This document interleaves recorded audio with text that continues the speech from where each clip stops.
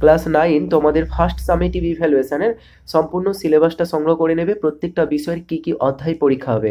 প্রথমেই দেখো বাংলা বিষয় কলিঙ্গ দেশে ঝড় বৃষ্টি, ধীবর বৃত্তান্ত, ইলিয়াস, দাম, নৌর। এছাড়া তোমাদের টেক্সট বুক এই অধ্যায়গুলোর পাশাপাশি তোমাদের ব্যাকরণ থেকে প্রস্তুতি নিতে হবে ধ্বনি ও ধ্বনি পরিবর্তন, শব্দ গঠন যেখানে আছে উপসর্গ অনুসর্গ, এছাড়া ধাতু প্রত্যয় এবং পাশাপাশি ভাব সম্প্রসারণ। এছাড়া তোমাদের কাছে সহায়ক পাঠ বলে একটা বই আছে যেটা প্রফেসর শঙ্কুর ডায়েরি। তো এখানে তোমাদের দেখো প্রথম যে অধ্যায়টা প্রথম ইউনিট পরীক্ষাতে হবে বোমযাত্রীর ডায়েরি। এর পাশাপাশি যে কার্ভাস আছে বা স্বর্ণপরী আরও আছে, এই কার্ভাসটা তোমাদের সেকেন্ড সামেটিভ ইভ্যালুয়েশন হবে এবং ফাইনাল পরীক্ষা তোমরা যেন যে সম্পূর্ণ বই নিয়েই হয়ে থাকে। তাহলে এখন তোমাদের প্রথম ইউনিট পরীক্ষার জন্য এই অধ্যায়টাকে প্রস্তুতি নিতে হবে। এরপর চলো পরবর্তী বিষয়। এখানে দেখতে পাচ্ছ গণিত, তোমাদের গণিতের 8 অধ্যায় পর্যন্ত পরীক্ষা হবে। এখানে তোমরা দেখে নেবে পাটিগণিত, বীজগণিত, জ্যামিতি, স্থানাঙ্ক এইগুলো থেকে কোথা থেকে কত নম্বরের কি ধরনের কটা করে প্রশ্ন থাকবে। তো এখানে চাইলে তোমরা এটা স্ক্রিনশট করে নিতে পারো। তোমাদের এই পরীক্ষাটা হয়ে থাকে 40 নাম্বার।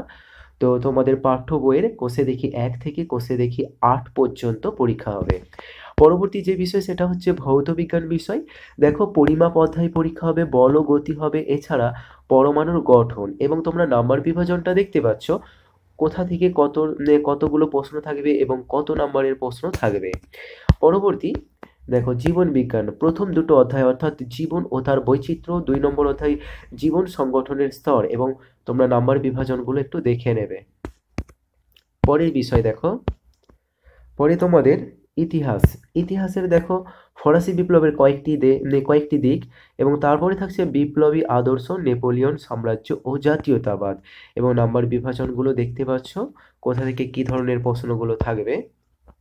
এর পরের বিষয় দেখো ভূগোল বিষয়। তো এখানে প্রাকৃতিক ভূগোলের পরীক্ষা হবে গ্রহরূপে পৃথিবী এবং 2 নম্বর যেটা পৃথিবীর গতিসমূহ, আর আঞ্চলিক থেকে পরীক্ষা হবে ভারতের সম্পদ এবং পাশাপাশি তোমাদের ভারতের সম্পদ অধ্যায়টা যেহেতু পরীক্ষা হবে এখান থেকে কিন্তু মানচিত্র থাকবে অর্থাৎ ম্যাপ পয়েন্টিং তোমাদেরকে কিন্তু প্রস্তুতি নিতে হবে। এরপর ইংরেজি বিষয় তোমাদের লেসন 1 থেকে লেসন 4 পর্যন্ত পরীক্ষা হবে। তো ইংরেজি তোমরা প্রত্যেকটা লেসনের শেষে যে অ্যাক্টিভিটি থাকে এইগুলোকে ভালো করে প্রস্তুতি নেবে এবং ওখানে যে তোমাদের রাইটিং প্যারাগ্রাফ স্টোরি লেটারগুলো থাকে এগুলোকেও প্রস্তুতি নিতে হবে পরীক্ষায় আসে।